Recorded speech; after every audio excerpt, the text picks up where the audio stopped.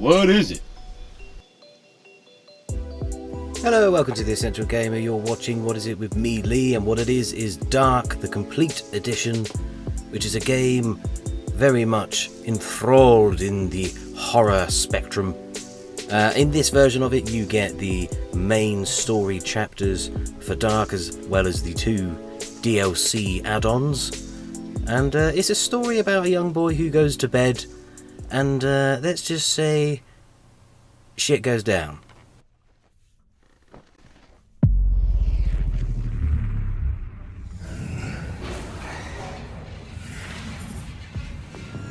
So you quickly realise that this is no normal dream, and it's very much a perspective messing, muddly puzzler which will bend your brain in ways that you didn't think were possible.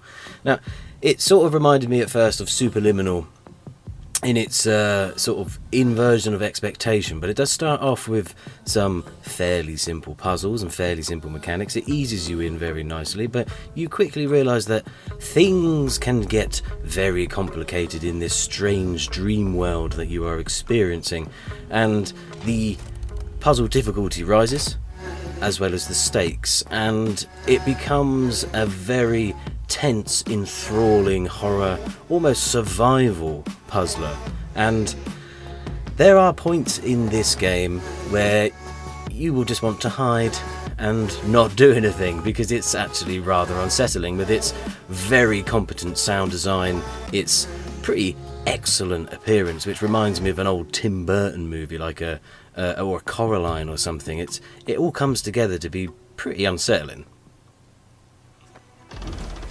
So the main meat of this serving is the puzzles, and the puzzles get quite ingenious. I really like the variety, the chapters, each of them playing out as their own separate dream, I presume, in this never-ending world of inception that this poor boy's going through. And like I say, with the sound and the sort of addition of different mechanics increasing in, doesn't make them more difficult, but it adds this extra element that all of a sudden you've got to learn something brand new.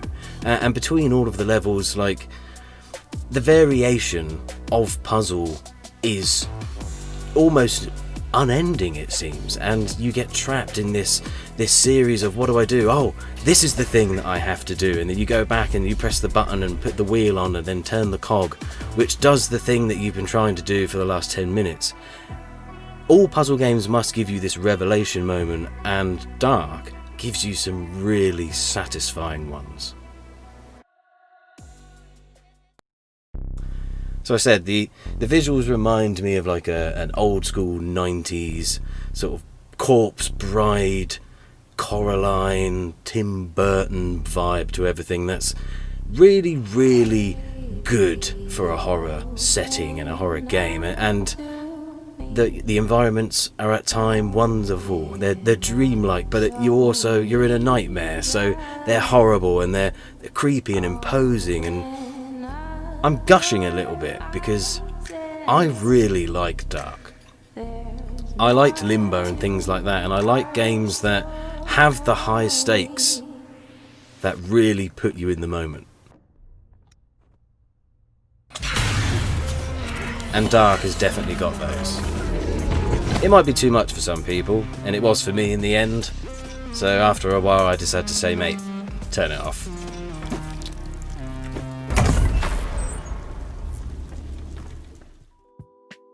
Now, I know what I said, but I actually did really enjoy Darq. It's a very, very competent horror survival puzzle, side-scrolly perspective messing with your brain game. If it's that sort of thing that you like, if you like a puzzle, if you like a horror game, Darq will not let you down. It is your friend. You gon' like it. And as such, and as it reminded me so much of things from Tim Burton, I've decided to give it 4 Winona Ryders from Beetlejuice. So there you go, have that. As always, if this video has been any good to you, please do like and subscribe. You can share the video by pressing the button. Subscribe, because 93% of you watching are not subscribed, and that's upsetting. So subscribe if you liked it. If you didn't, don't subscribe. Leave a comment, tell me why. I'll read the comment. I'll go to bed, I'll have a nightmare, probably shit my pants in woe, and then we'll all be even. Alright mate, goodbye.